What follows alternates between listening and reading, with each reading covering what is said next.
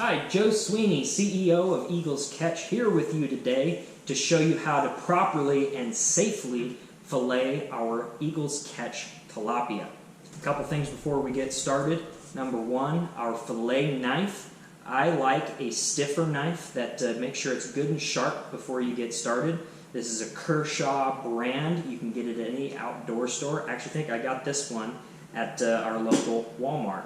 Another thing that I like to use is a steel glove. This helps you protect your hands from getting any nicks or scrapes or a big cut from using really sharp knives. Some people like to use mechanical knives. That's one way to do it. I'm going to show you how to do it with a regular fillet knife today. Alright, to get started, first cut that we're going to make with our fillet knife is we're going to come underneath the fin here, and we're going to make a diagonal cut into the side of the body. Now, if you're too far forward, this gill plate is really hard.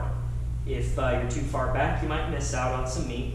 Somewhere in here, you might get a little bit of green goo. That's just fine, so I'm going to go ahead and make this cut. The scales are pretty hard, so you kind of have to break through them. So first cut on a diagonal here towards the head of the fish. And so there's your first cut. Second cut you're going to make is you're going to come underneath the bottom fins here, and you're going to cut towards the gills. This is going to be really important later. Up in the belly. There we go. Now we're going to spin it around. And now when I'm filleting this, I'm going to have the handle of my fillet knife over the edge of the table, and that's going to allow me the flexibility to do different things with my handle. That makes it a lot easier to cut. So I'm going to first come in on top of the head, and I'm going to start making small cuts.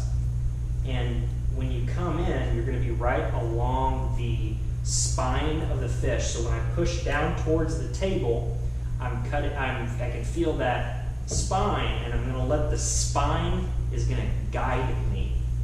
Now when I am making these small cuts, I feel it bumping into the rib cage, and that's just fine. That means that's where to stop. And I'm going to keep making these small cuts until you don't feel the ribs anymore.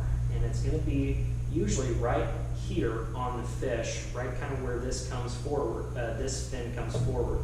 And you're going to push all the way through, just like that. Now, again, I'm pushing down on my knife towards the table, and I'm letting the spine guide my knife. The knife should do all the work. So I'm just going to let it glide right through the fish, and you're going to come out, and there you go. You're all the way through. Now, the next cut that we're going to make, I'm actually going to turn this on its side, and I'm going to take my finger and I'm going to put it right there into the meat, and now I'm going to come down with the knife and we're going to cut around the rib cage. I like to have my knife parallel with the fish, and it allows me to get over that rib cage, and you're just going to make nice gliding slices. So here you can see that we've got the meat kind of away from the rib cage. If you can't see it, I'm sorry. But there's kind of the gap for the first cut that we made. And we're going to come in here. Again, our little knife is going to be parallel with the fish. And I'm just going to make nice, easy slices. And I'm using my fingers on my non-knife hand to kind of separate the meat from the body. Now, here's the tricky part. Get down to this rib cage. There's a couple pin bones that's going to throw you off. You want to go through the pin bones, but not through the ribs. So the trick is knowing what's what. So I'm coming down. I'm now at the rib cage, and I just felt it pop. I got through those couple pin bones, and now I'm going to make nice gliding slices with the ribs are now guiding my knife. You're letting the ribs guide the knife. Nice, easy slices through the meat. And if you do it right, there would be very little meat left on those ribs. There it is. See how there's not very much meat? It's because I let the knife, or the ribs, guide the knife as you just slice right along those ribs. Now I'm going to take my knife, come back here to the front, and just cut through the skin. Cut it right off. Great. There's your fillet. Really pretty fillet. We're going to set the rest of the fish aside. Now I'm going to de-skin it. Other people will flop it over. I'm going to go ahead and do it this way. It's just the way I like to do it. Now the way I'm going to do this is I'm going to take my palm and put it on top of the meat. And I'm going to slice, I'm going to push down on the meat to hold it in place, hold it really steady across the whole fillet. And I'm going to put my knife on top of the meat right here, on top of the fillet, but kind of pointed down just ever so slightly, letting my palm hold the meat in place. I'm going to make a little nice easy slice here. Okay, now I'm underneath the meat. You can see it there that I've separated the meat from the skin. Now I'm going to take my fingers and I'm going to push down really hard. Some people will use a fork and just to hold it there. Other people will use pliers. I just use my fingers, which is fine. And I'm just going to make a nice, easy, gliding slices. And while I'm making those slices, I'm following my knife with my fingers because that skin will actually stretch a little bit if your knife and fingers get a little too far apart. So again, I'm coming here underneath the skin. I'm going to let the knife do the work.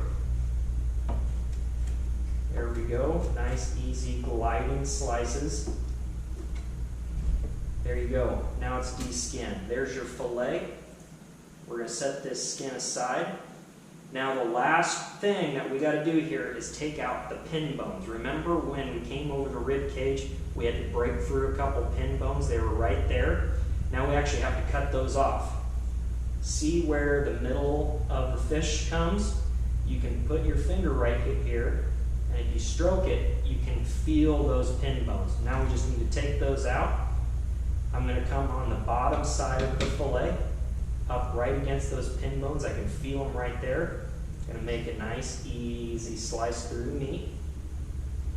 Let the knife follow the pin bones so you don't have to figure out where everything is. The knife will do the work. You're going to make a second cut on the other side of that. My knife just found the pin bones.